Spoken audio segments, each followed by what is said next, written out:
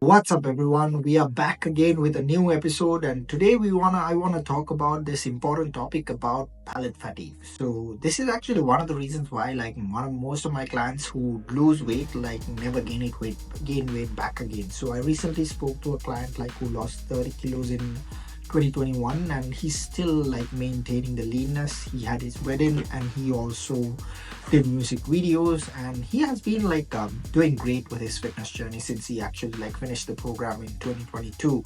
So he lost 20 kilos. So one of the things we actually used with him was actually like uh, the was the fact that like he was actually a person who was addicted to fast food a lot. So one of the things we did with our program was actually to make sure we actually match his taste buds. So most of the time, like, people actually like think general perception is the fact that like people believe like when you're in a fitness journey to lose body fat, you need to eat the same boring meals over and over again. So also saw a video somewhere like one of the celebrities was saying, I don't believe in diet concept because I like tasty food. So all our meals are fucking tasty. So that's actually one of the things I want to guarantee. Like, it's never gonna be boring. If you spoke to me like about 5, 10 years ago, things would have been different because back then things were different as well. Now we are evolving, and now we have like so many options to make things much better in your fitness journey, not to eat the boring food. Because coming from a personal experience myself, like I did that when I first competed, like the first few years. And one of the things which happened to me was actually once I finished the diet, I never reversed it properly. I always ended up eating 10, 15 donuts. I pretty much ate everything, and it made me feel horrible a lot of times. So I'm going to be talking about based on my experience and also the things I've used as a coach, because this is actually the most important topic in this podcast. Because this is actually one of the reasons why, like I said, like the clients never gain weight back again. We have a good track record with that, like since I've started coaching for the past 10 years ago. So palate fatigue is one of the reasons why like people actually like struggle to sustain their weight loss. They think like you get lean, you lose 10, 15 kilos, and then you go back to eating normal. That's a very wrong concept. You actually like be in a diet to exit the diet, but it needs to be strategic, it needs to be done right. And while you're going through a diet, the most important thing is actually one of the things I always hear now, like on a regular basis from my clients, is the fact that like they don't feel like they're in a diet. So if you're not feeling like you're in a diet, that means the diet is the right one for you. Because I don't also believe is the fact that like certain ways, certain methods with fancy names is what's gonna help you lose body fat. They will, but is it something you can do for the rest of your life? Can you seriously like eat only meat and whatever the carnivores eat every single day? Is that something you can do? If that's something you can do, good, you can stick to it. But if you're doing it on forcefully, that's a problem there. So let's talk about palate fatigue. So palate fatigue is like eating the same thing, like cooking the same way over and over again. And when you do this, what's can happen is you might stick to your diet like Monday to Wednesday. Thursday comes, it starts to get boring. And when it gets boring, you actually might stick to it on Thursdays. But Friday comes, Saturday comes, Sunday comes, things go like whack. So this is actually like palate fatigue because you get bored of the meals you're eating. Like you are eating the same food. Because back in the day when I started, I used to believe like you're not supposed to use salt for your meals. And that was a very concept which I also believed back in the day. And I made my mistake, fair share of them. And that's why I'm actually sharing these things, because that's going to actually give you a lot of value, not to actually do the same mistakes I've made. So my job as a coach today is to actually like not let people that make the same mistakes I used to make. So when I actually like go from that perspective, like most of the time I've been like successful because of that. Because things I use is not always scientific. Sometimes I go into that person and I understand. Sometimes when I speak to them on coaching calls, is the fact that like, damn, that was me, and I get that, and this is how I could have done differently. So you need to go inside the person's mind as a coach and understand that person's concepts, how they are feeling and what is going through their mind when they are eating the same food. So talking about palate fatigue a little bit more, one of the other ways like happens is like when you eat the same sort of food, you get bored, and you on Fridays, Saturdays, and Sunday you actually end up having your favorite food, and that's where you actually think you're done. And Saturday, like, you don't try to go back on track, you do the same thing. And Sunday, same thing, because it's Sunday, it's next day would be Monday, and you do meal prep on Sunday, and Monday onwards you tell yourself on Sunday you start again on Monday, and you do. That's not a problem, but you do the same repeating cycle. You do 4 days good, or maybe 3.5, and then on the weekend everything gets messy. So you end up overeating, and that's where things get messy. So one of the strategies I use with my clients when I actually coach them, for those who are actually like in these situations, like if they are not capable of changing their way they are cooking, one of the ways you can actually like implement this is actually to make sure you have a cheat meal once a week.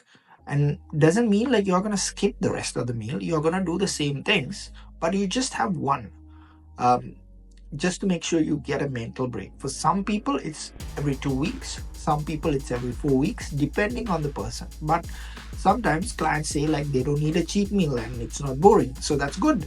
So talking about it a little bit more, like why it matters is because of this. So when you are actually in that situation, you believe like you don't have discipline. And but it's not that exactly.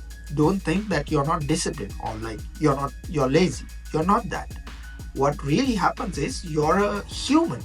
You're a person who actually like wants to like have tasty food, and there's no restrictions to it. So what you need to do in those situations is to actually make sure you change the way you cook. So which means is like one of the ways I actually during my prep last time, like one of the ways I actually like used because I was never a person who liked chicken breast. I don't think anybody does like to eat it like with salt and pepper and just fry it. So instead of using the oven to cook it, like one of the things I did was actually like to air fry it, and I used different spices. I think the spice I used was tacos, and that worked out well for me, and I was able to stick to it. And the same time, same chicken, you can actually make a barbecue chicken. How you do that? You can actually message me, DM me on my Instagram profile, so I'll actually send you the recipe for that. So there are so many recipes we use when it comes to like making food not boring. But here's the catch. So if you are being given these options, all the options for you to actually enjoy your meals, and you're still not doing it, that's where it becomes a discipline problem. That's where like it means like you're not prioritizing the things you're supposed to do. If your goal is to get to a certain level, you need to actually like have variety with your meals. Like that's the problem exactly. So when you're actually having variety, you're gonna actually like enjoy the process, because you'll understand that you're eating a lot of meals, and meals are not boring whatsoever. It's actually like awesome. So this is exactly what we did with our client who lost 30 kilos. He was actually like eating macas. What we did was we recreated the macas with a lower calorie version. If he liked pasta, we actually recreated that into a different version. So he actually like cooked all the meals, and he actually ended up enjoying it. And to this day, he hasn't actually like skipped the things he was supposed to do. So I recently spoke to him, and he's been like looking great and not out of shape whatsoever. So that's actually a good thing. So you need to understand like why it matters is not because you're hungry. It's because you're bored. So don't do things which will make you go bored with your diet. What you need is to make sure you do a diet which will make you enjoy the process. So a lot of Sri Lankans think you can't actually eat rice and curry when you're losing body fat. You can. So all you need to understand is to understand your total daily energy expenditure, create a deficit, and add dal, rice, chicken the way you like. But Sometimes what we do in order to reduce the calories is actually to not use coconut milk. Once again, I'm not saying coconut milk is bad. I'm just saying it's gonna make your calories go higher above your maintenance. That's where the fat gain happens. It's not because you're eating rice and curry on a day-to-day basis why you're not losing body fat. It's because you don't know what your portion size is. So, and the best example I can come was like a couple of days ago. I had a client like whose weight scale was fluctuating up and down, but it goes down eventually. So what happens is sometimes he actually has meals from outside when he's actually traveling a lot, like 500 kilometers, somewhere around that. So he misses meals. So he has things from outside. But he's still maintaining deficit. But the thing is, like the food he's having from outside does have a lot of sodium in it, and it might actually like be higher in the calories. But the thing is, the moment you do that, the next day when you get back on track, what happens is the scale goes down back again. And one day of like eating outside doesn't make you make you like gain body fat like by 1 kilo. It's not possible to do it in one day, because you need to consume you need to consume way above your maintenance to actually gain 1 kilo of body fat. Did you ever know that? So you need to make sure you do that to actually gain body fat. So just because you ate one meal from outside doesn't mean you're gonna gain body fat. So one of the ways I also like talking from personal experience, like one of the things I did not like eating was potatoes back in the day. Thank God they invented the air fryer, because I figured out like a while ago that how it can be turned into potato chips with a low calorie version. So I'm enjoying it. Like when I have it now, I'm not having it. I'm mostly eating rice, and even I had string hoppers today. So even string hoppers, you don't need to skip those things. You just need to know the portions. So you can go on Google and understand how much calories are there. Thing is, like when you actually eat things like string hoppers, you just go out of control. And when you put carbs on top of it, it becomes more calories. But one of the things you need is actually to add proteins in it. That means maybe a chicken curry with a less gravy, because if you are eating from outside, because that's where like the fats are in. But if you are making it from home without oil or without coconut milk, it will be less calories.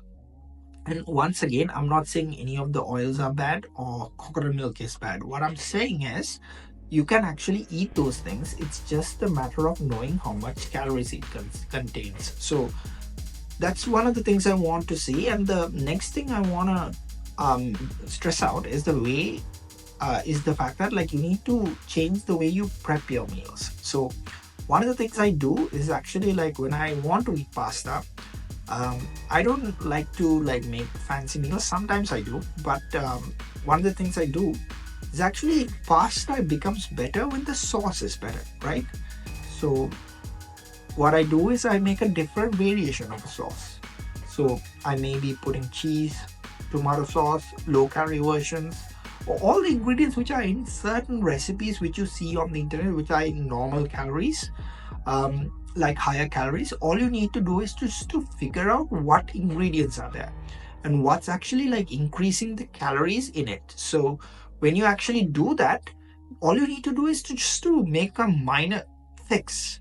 So recently I made my wife some date cake. So that was also a recipe out there, and the only thing which was missing in the original recipe was the protein. So all I had to do was to add the protein in it. So when I did that, the recipe became really good, and it's been something she's been requesting me to make like 3-4 times a week now, and something she enjoys. That's something like I make my wife on a regular basis now.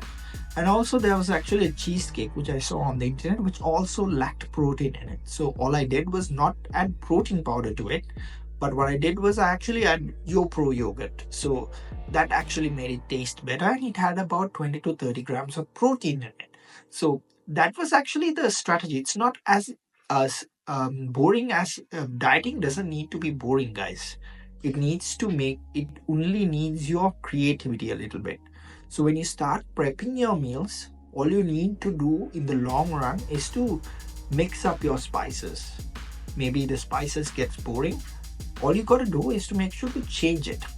So when you do it, like maybe use the oven once, maybe use the air fryer, maybe use the pan, or things like that. There are so many ways to make the same meal in different ways.